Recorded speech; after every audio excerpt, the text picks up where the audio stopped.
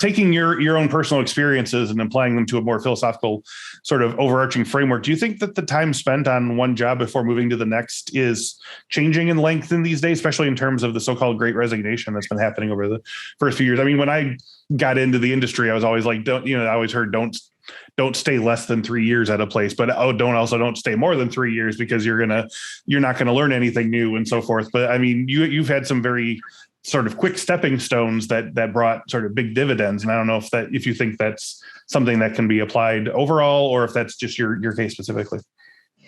That's a great question.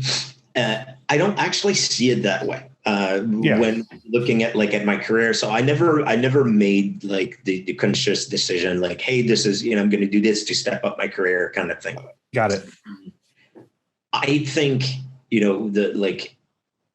this is kind of a gut feeling, right? But that the Great Resignation is a really, really good thing, especially for industries that have a much lower salary, right? That have less education requirement, kind of where unions have been kind of historically. But I don't know if I haven't really started feeling it in cybersecurity. And I think maybe it's because in a weird way, we exactly you said, I feel like we've had it for a long time in a way in security. Like staying a year and a half in some place has been it's been kind of almost the norm for a lot of people that I know. So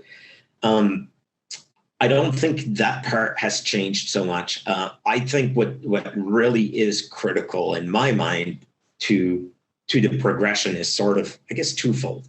One is taking things away from a job, right? I think working somewhere, there's very few places that you could work at and not get anything from it, even if it's an awful job and you don't like it and all that. I feel like there's some learning you should get from it. Yep. Even if it's self-directed. Exactly. So I think that's kind of one big aspect, and the other one is learning. I guess maybe it's related, but learning what you want out of the job. Right. We have a luxury in security.